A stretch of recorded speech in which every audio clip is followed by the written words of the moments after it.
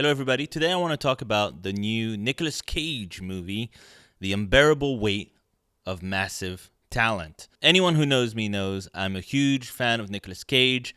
I love when he cages out, when he is at his most overdramatic and strange. I love him when he does that. I love him as well when he's giving a more restrained and layered performance like he did in Leaving Las Vegas or Adaptation. Adaptation is actually one of my favorite movies. I love him in that movie. He has become a meme over the past few years just because, especially since he had to make a whole bunch of B movies to kind of pay off some debts that he had. So you ended up seeing Nicolas Cage at his best and at his worst, you know? It's been a rough few years, but then he came back and started doing kind of smaller movies, indie movies, stuff like Mandy or Pig. And even in the B movie period, he managed to like throw in a couple of like really good movies, like just sneak him in there. And or you know, if the movie wasn't that great, at least he threw in some mind blowing kind of performances in there as well. So I love Nicolas Cage to this day. I love so many of his movies, from Raising Arizona to freaking Wild at Heart. Even like sillier stuff like Face Off or Con Air or The Rock. You know, I love all that stuff. 8 millimeters, Snake Eyes, you name it. You know, Nicolas Cage movie, I've probably seen it. Bad Lieutenant was awesome, the Werner Herzog movie. Deadfall is hilarious. Terrible movie, but hilarious. Peggy Sue Got Married. I mean, there's so many fun Nicolas Cage performances, even in stuff like Guarding Tess, which gets a mention in this movie. Anyway, all this to say, Nicolas Cage, for me, not that he went anywhere, this is kind of like a comeback movie in a certain level, in that it's a mainstream comedy, right? A lot of his movies, like even Pig, came out in theaters, I think, last year, was not a big mainstream movie. It's still kind of a strange, kind of like, not a B movie, but like just like a strange indie flick kind of thing. So this is kind of like his return to kind of mainstream stuff. And in the movie, they joke about that. They talk about how this is kind of his big comeback.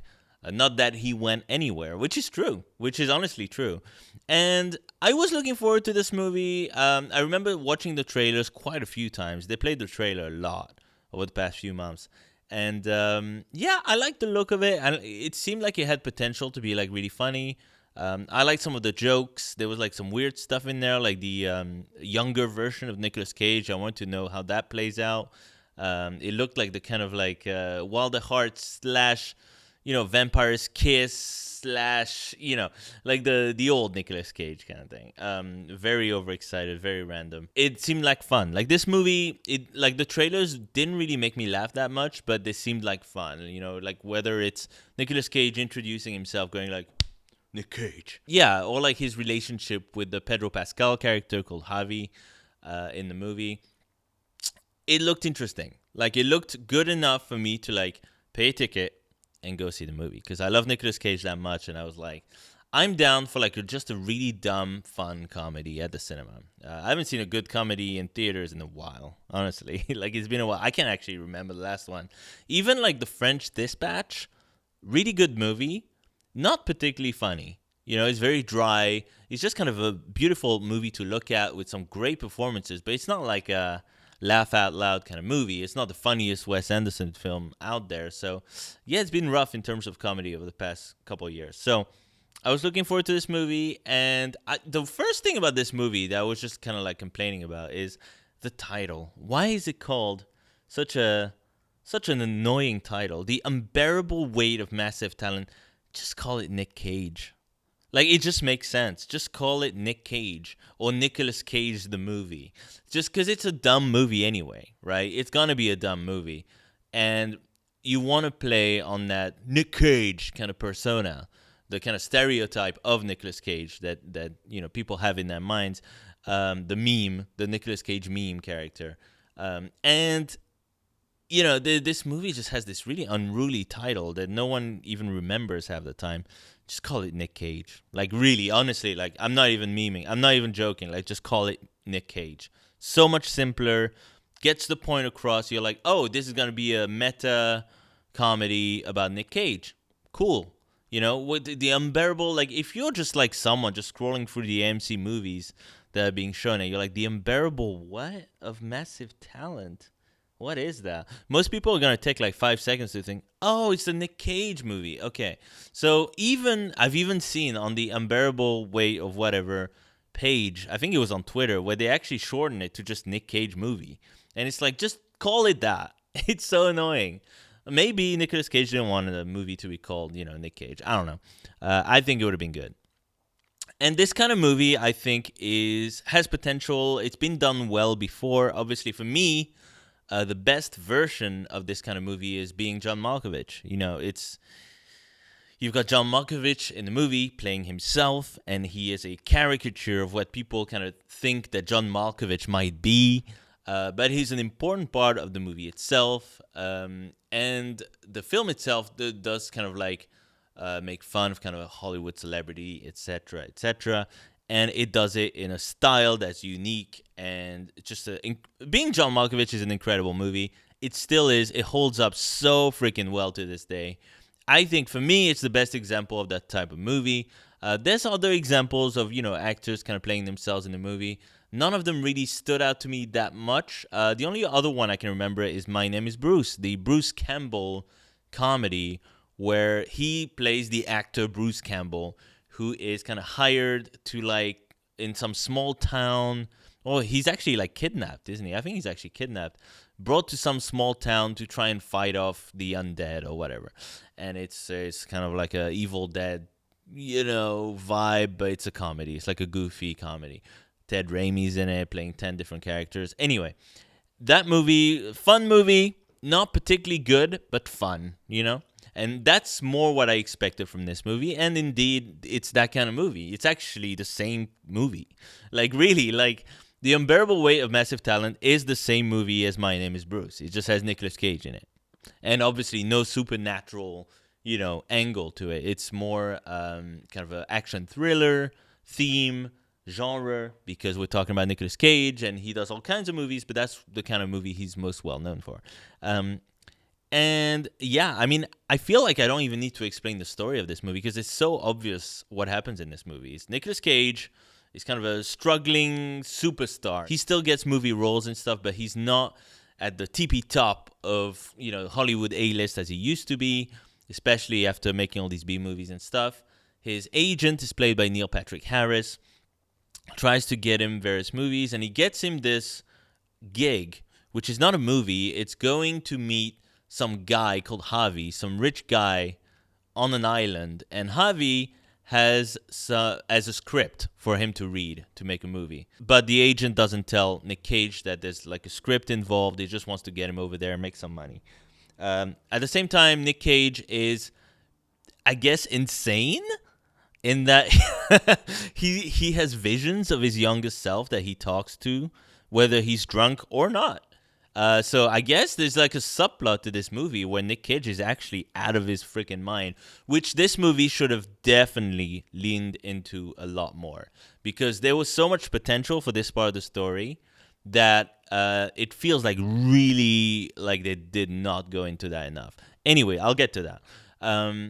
So, Nick Cage also has a family. Like, he's got his ex-wife, and he's got a daughter, and he's, kind of close to his daughter, but he there's a disconnect there where, he's trying to get her interested in the same stuff that he's interested in, like movie stuff, and she's not really, she doesn't really get it. Like, she's not really into it.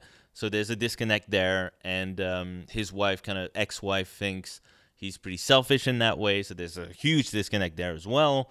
Anyway, so there's a relationship there at the heart of the movie.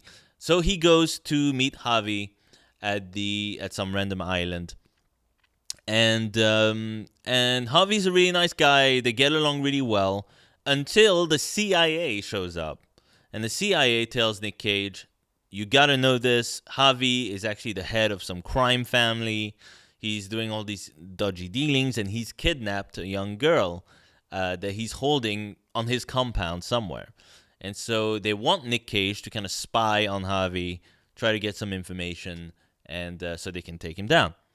Yada yada yada. So Nick Cage is actually quite fond of Javi. So this mission, this spy mission, kind of clashes with, his feelings, I guess, towards their friendship. And it starts off as a kind of a buddy comedy between him and Javi. It's very much a bromance, right, kind of deal. And it kind of develops into a farce, I want to say, like a thriller spoof farce, I guess. I want to call it that, but yeah. Anyway, it leans a little bit more into the story towards the end with the crime family aspect. Anyway, so that's the story in a nutshell. What I was hoping from this movie is that it was going to be hopefully better than the trailer, because the trailer was okay. I was expecting a lot more crazy situations because it looked like they were going to have a younger Nick Cage in there somehow, and it was going to be really over the top and ridiculous. And I was down for that. I was really looking forward to that. How do I put this? This movie is not good. Like, this movie is not good. I'm going to tell you guys right now. It's not... I want to say... Look, I wasn't really expecting this movie to actually be good, but I was expecting it to be fun, and I'll be really, 100% honest. It's not that fun either. It's gonna... Some of you guys are going to have fun with it, 100%, For me, I felt like the jokes were just, telegraphed from so far away that I was just there was no surprise to anything. Whenever there was a joke, I felt like it didn't land. It felt like it was really awkward transitions from one scene to the other. And seeing as most scenes ended with a joke or reference of some kind, it felt really awkward, really, really awkward throughout the movie, honestly. And there's not to say there's no funny jokes in the movie. There are some, but it's just the vast majority, I would say 95%. 95% of this movie is really kind of weak. And not just in terms of the humor, in terms of the story as well. Yeah. I'm going to go deeper into that because I know you guys who like the movie, who are watching this review, are probably kind of pissed off at this point. But stick around. I do have reasons for what I'm saying. And I'm going to try and explain my feelings on this as best as I can. I was disappointed in this movie. I was watching the movie and I was kind of with it for a while. And then it slowly started losing me a little bit. And I was wondering during the movie, it's why am I not having as much fun as I thought I would have? There's stuff happening. This movie is not nothing happens. No, there's stuff happening in the movie. It's just... And the pacing is fine. There's just something missing. And I think it's actually not just one thing. Initially I was maybe it just needed better jokes. But it's not just that. There's a lot more. It needed better jokes. It needed, going with the jokes. It needed better visual gags. It needed more jokes. Not just better jokes. It needed more jokes. It needed to lean into its assets a lot more. A lot more. I already mentioned the kind of... multiple personalities that Nick Cage has in this movie. There's this younger personality of Nick Cage, and the one laugh that I had, the movie actually made me laugh out loud. That was good. Is when he, out of nowhere, Nick Cage is in a bar drinking, and he starts talking to his other personality, and they end up just making out in the bar right there, and that was so friggin' funny. That was really unexpected. And it got me thinking, why is this other character, this younger Cage, not there the whole time? And I know why. It's because the CG on young Nick Cage is horrible. It's bad. The first time you see him in the car with Nick Cage, it's not too bad, but it gets worse. By the end of the movie, it looks horrible. And there's so much... Oh my God, there's so many ways they could have fixed this movie to make it incredible. Oh my God. The way that you fix this issue is you just have Nick Cage be a 2D or even you could do a 3D kind of animated character. That younger Nick Cage needed to be a fully animated character. It really needed to, because it's leaning into the idea that there's a cartoonish perception of Nick Cage out there, right? There's this perception of Nick Cage where he's just this kind of down and out, once a superstar, now kind of like a fallen hero kind of actor, just making movies but struggling a little bit, right? There's this perception, but there's also the perception that Nick Cage is out of his freaking mind and he's a full-on cartoon all the time. And that's what that character represents. We needed him to actually be a cartoon. Like, I'm not joking. And he needed to be in the movie a lot more, because the dynamic between Nick Cage and Nick Cage is actually very funny, and it works. It's just that horrible CG is, ugh. And you know they spent a bunch of money on that as well. So that doesn't work, unfortunately. It got 1.5 laughs out of me, young Nick Cage, but that's about it. Just the delivery, the line delivery as well that Nick Cage presents is pretty darn good. And I'll say that Nick Cage is great in this movie. Like, there's nothing wrong with Nick Cage himself in this movie. He's fantastic. He's Nick Cage. He's charming, he's funny, he's odd, and he is a good sport. Like, he really is a good sport in this movie, because this movie kind of trashes him a little bit, but he is a good sport, and he tries to have as much fun with it as he can. And it seems like he does have fun with it, which is good. And he makes the most of some of the lines he's given, some of the not great lines that he's given. So Nick Cage, he's great. He's great. He deserved better than this movie. He deserved better than this movie. Another thing about this movie that the movie should have leaned into a lot more, in my opinion, is the movie references, okay? So the movie keeps throwing movie references at you from beginning till end, whether it's Guarding Tess, whether it's the guns from freaking Face Off, Con Air, or freaking Croods 2. You know, there's tons of references in the movie. There's even, like, Javi turns out to have, like, a shrine to Nick Cage. You see it in the trailer where there's this mannequin of Nick Cage with the two guns, and Nick Cage is like, it's grotesque. You remember that from the trailer. And, yeah, okay. Sort of funny, sort of not that funny. There's references to The Rock, like there's a couple references to The Rock as well. You know, the young Nick Cage has a t-shirt that says Wild at Heart. You know, plenty of references. I feel like the plot of the movie, which is, let's be honest, paper thin. Paper fucking thin. The plot of this movie is terrible. It's terrible. It really reminded me of some of those. There's like, I grew up in France, and there's a lot of comedies in France that have a very paper-thin plot. And it really is all about the performances, you know, but the plot itself is a farce. It's just like quid pro quos and just like confusions, like the husband is like cheating on the wife, and then the wife kind of finds out, but she pretends like she doesn't. And then it's like all this goofball, kind of screwball comedy stuff.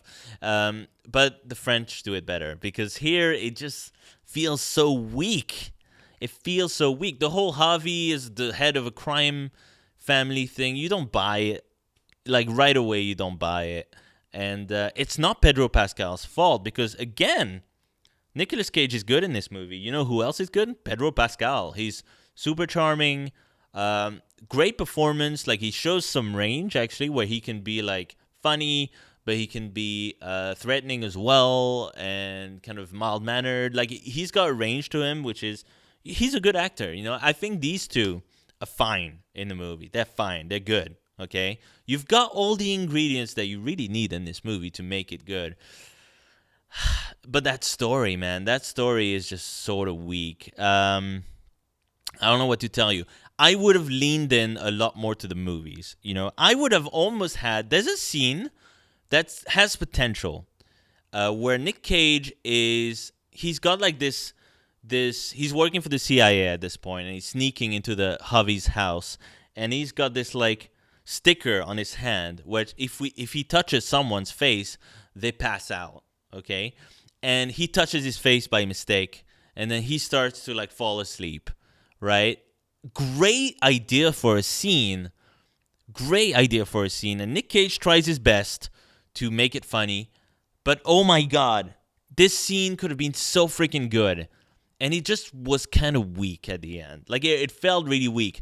Like, if you had someone like, okay, let's go, like, I don't know, Jim Carrey or Steve Martin, someone like that in this scene would have freaking taken it up to another level. Nick Cage kind of like follows the scene and he's good in it.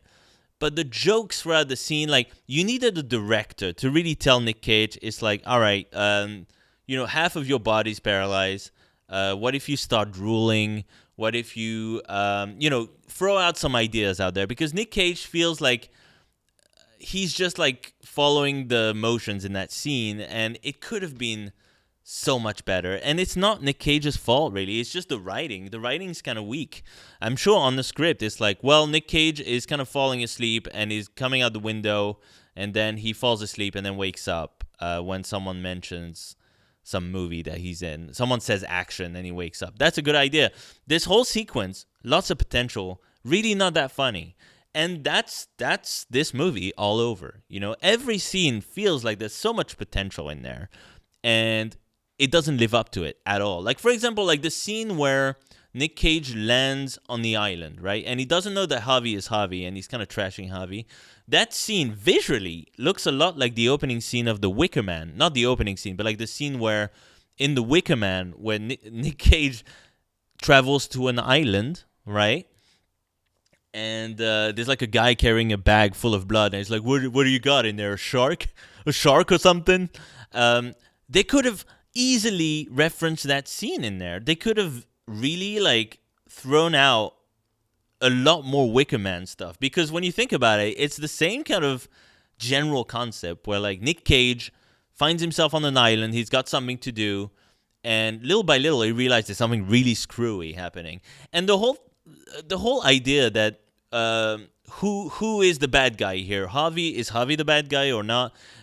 This question, first of all, it's not explored at all, okay? Because Javi, I'm sorry, there's spoilers, by the way. Javi, as nice as he is, he's still part of that crime family who has done a lot of messed up stuff, okay? He knows about a lot of shit.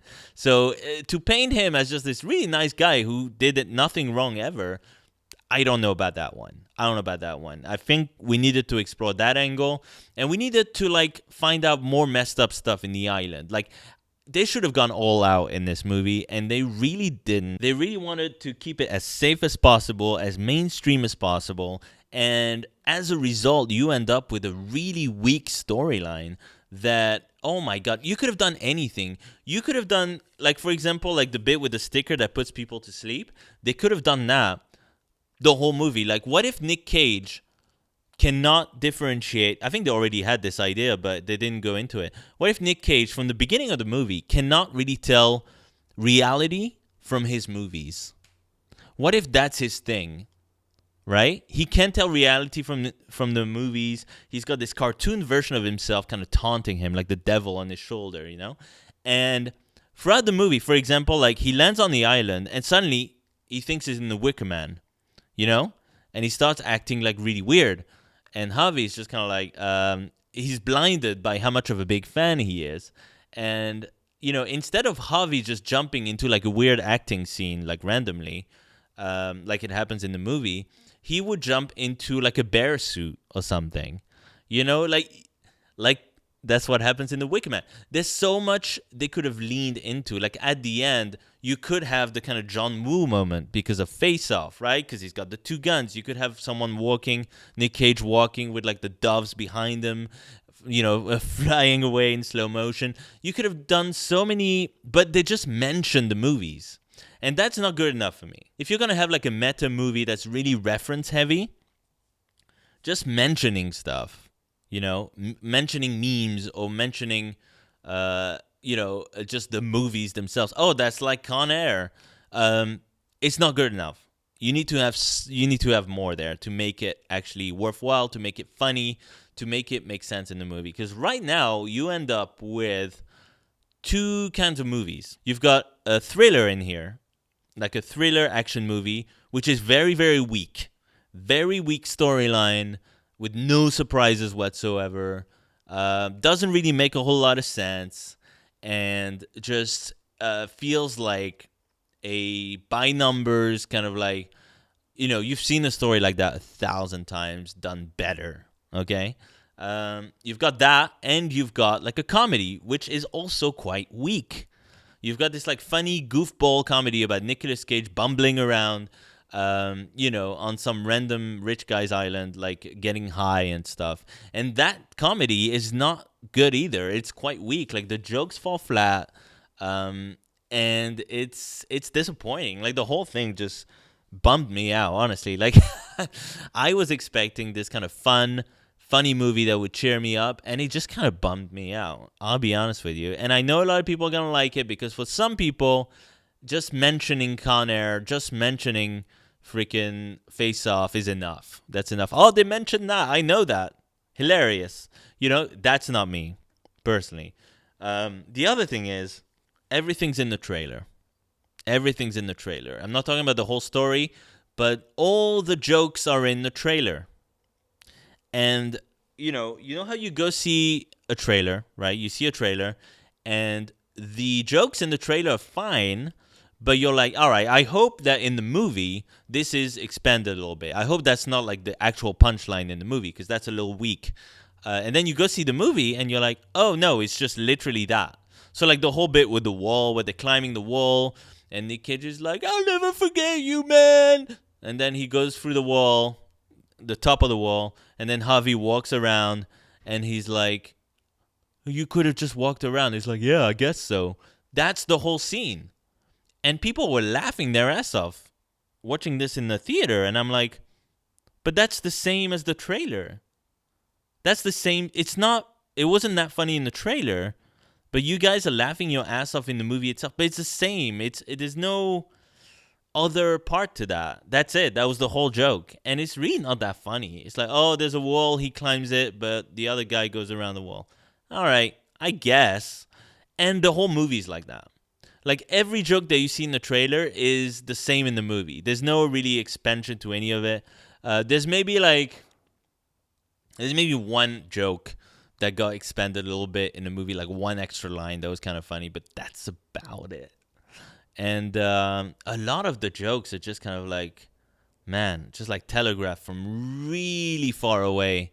You see it coming, and when it happens, you're just like, well, that happened. And then the scene awkwardly cuts to another scene. Like, the transitions really awkward in this movie. And the whole family thing, the whole Nick Cage family bit is really annoying. Really annoying. I think his ex-wife comes off as really annoying. His daughter comes off as super annoying. I'm going to be honest, I could have done without these two in the movie. They are cringe and just the bad. The daughter's really bad. It's not even their performances bad. It's just the way the characters are written. Yeah. And it doesn't even work, really, because you don't really think about Nick Cage's... Like, the stereotype of Nick Cage is not really... Oh, he has a family that he neglects. That's not really part of the stereotype of Nick Cage. It's kind of just like irrelevant. Like, I don't know why he needed... They wanted him to have a threat when he gets to the island, where like Javi brings his family to the island, and Nicolas Cage kind of freaks out about that. But you already have a threat. He's alone on an island. I feel like that's enough of a threat, right? Like for him to give a shit about. It's not like he's actually suicidal in the movie. I mean, he kind of goes into the pool at one point, but it's like, come on. Like, he's not really... he's a little bit depressed, but he's not that bad. Like, let's be real. I'm going back to the Wicker Man thing, but really, they should have just followed the... They should have followed the story of the Wicker Man a little bit, at least in terms of the structure of it. Where like this guy shows up and he's like really like energetic, trying to figure stuff out, really cocky.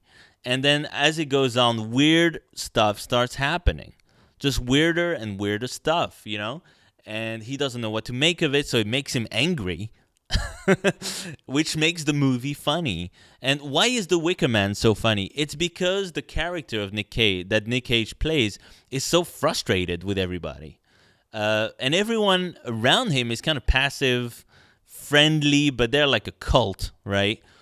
So it creates this really funny contrast of this cop who's really intense and really angry, really energetic, with this kind of like chill, passive, kind of hippie people who are clearly like hiding something dodgy, it creates a very funny contrast. You don't get that here. You don't have a contrast between Nick Cage and Harvey's people, really. It's just kind of like they wanted to lean into the action thriller stuff, and I feel like they should have gone a different way. I feel like they should have leaned in to the just kind of to various movies, like use the structure of Wicker Man, throw in lots of Nick Cage's characters in there, and at the end you have like a big twist. I don't know. Like you have Nick Cage like play Elvis a little bit. There's no Wild at Heart reference that's like worth it. There's so much they could have done in this movie, and it just feels weak. And I'm sorry if you like the movie. I'm glad you enjoyed it. I'm glad you had fun with it. And like I said at the beginning of the review, I think some people are going to have fun with this movie. To me, it felt really weak. And I think that's the same kind of criticism that My Name is Bruce received, the Bruce Campbell movie. But the difference is that, Nicolas Cage has actually made tons and tons and tons of awesome movies. Whereas Bruce Campbell has kind of leaned into the kind of B-movie stuff, horror stuff from the beginning. He's kind of dipped into mainstream here and there, but not in a big way. Just kind of like dipped his toe here and there, cameoed in the Spider-Man movies, that kind of thing. So the whole B-movie thing, the fact that My Name is Bruce feels like a B-movie itself works better, I think. My Name is Bruce, honestly, is a better movie. It's funnier. My Name is Bruce was funnier. It was equally as weak, overall, like in terms of how it's made, in terms of the story and stuff. But at least the story had some ridiculous creativity to it. And it was so ridiculous at times that it was actually kind of funny. This movie, rough going in terms of the laughs. I felt like a lot of the humor was very easy and very... I already used the term paper thin, so I'll just say very shallow.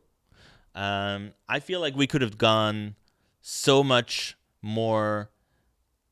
We could have done so much better with this movie. We could have been funnier, so much funnier. We could have been a lot more creative with the use of Nicolas Cage's movies in here. Because this movie kind of like drags you in thinking, oh, you're going to get a lot of cool references. His old movies, his classic movies are going to have a very kind of important part in this movie, and they don't. Like really, if this movie had like no references at all to his movies, it would have worked just as well, or just as not well, in my opinion. So look, I could go on, trust me. Suffice it to say that this movie to me is a missed opportunity. It's a missed opportunity. I think we had the cast that we needed. We had frickin' Pedro Pascal, Nick Cage, Neil Patrick Harris, solid cast, and everyone's good in it. We just needed to spend more time on those jokes. We needed to spend more time on the story, and we needed to spend more time fleshing out what this movie is poking fun at exactly. Because for a good portion of it, you're like, is this movie making fun of Nick Cage? Is it making fun of Nick Cage fans? What is this movie trying to do? And really what this movie is trying to do is making fun of the stereotype, the meme of Nick Cage. And I think there was a way better way of doing that. By either leaning in deeper into the movies themselves, like some of his classic movies, even like Bad Lieutenant. Bad Lieutenant is a movie where Nick Cage's character starts off being kind of wild and wacky, and it just gets worse and worse and worse. The more drugs that he takes, the crazier he becomes. And I think they could have done that here. They kind of tried to do it at one point, but they don't continue that. They start off where he's on LSD for like a whole scene, and it's sort of humorous-ish here and there, a couple of laughs, but it's like you could have continued that. Like maybe it starts off and he's like, you could do the Bad Lieutenant thing, but just make it crazier and crazier. Like it starts off and he's just kind of smoking a joint, or he's having a drink. Then he's smoking a joint. Then he's taking LSD. Then he just goes, like the drugs kind of go up and up to the point where it's like Fear and Loathing is in Las Vegas. That's what this movie should have been, really. It should have been Fear and Loathing in Las Vegas with Nick Cage. It would have been funny as fuck. It would have been. Or it should have gone more the being John Malkovich route and just been really, really odd and surreal. Or it should have been a action thriller in the style of Naked Gun, like a one, funny visual gag after another. Like every 3 seconds, there's either a funny thing said or a funny thing done. And this movie doesn't really do any of that, and yet tries to sort of do a bit of everything, and it just doesn't work. This movie just doesn't work. Okay, it didn't work for me, and I don't think it really works as a movie. It's not funny enough. It's not exciting. It's not written well enough. Characters are just discarded with like you've got these two kind of CIA agents. They're just discarded like that. It's just like, okay, what? So why did we spend so much time with them early on? Anyway, like the writing's really weak. The jokes are really weak. Performances are okay. There's some good ideas in there. They just didn't build on any of those ideas. Or at least they didn't build on them well enough for my taste. Yeah, sorry guys. I wanted to just come on camera and just be like, this movie was hilarious and awesome. No, it's a little bit weak. I would wait. Yeah, I would wait before you see this movie. Wait till it's on Netflix or something. I would not buy a ticket to see this on the big screen. If anything, like the easier audience will have you shaking your head and being like, I don't get it. Like, so just watch it at home one day if you must, on Netflix, HBO Max. I don't know where it's going to end up. But don't go to the movies to see it. I mean, I love Nick Cage, so I would say go to the movies to see it just to support Nick Cage. I'd be up for that. That's one reason. If you just want to go and support Nick Cage, do it. Fine. But if you want to go see a good Nick Cage movie, just watch something else, please. Just watch literally like, oh man, there's like so many good Nick Cage movies. I think it will be a lot more rewarding to just watch Nick Cage movies rather than this kind of reference-heavy wannabe screwball comedy that's just kind of weak. It's kind of weak. It's about as weak as like the Nick Cage kind of memes that you see on Twitter sometimes. It's basically that, the movie. But I feel like some of the Nick Cage memes are like way funnier than they are in this movie. Like, I don't know. Yeah, just watch a Nick Cage movie. I believe that on Peacock they have a selection of movies that's actually not bad. They at least have Bad Lieutenant on there, so I don't know, man. This movie kind of bummed me out. I thought it was going to be funnier. It just really didn't. It's like a souffle that just didn't rise for me. Go see it at your own risk. You might have a bit of fun with it. I don't necessarily recommend this movie, unfortunately. I recommend pretty much, most Nick Cage movies, just not necessarily this one.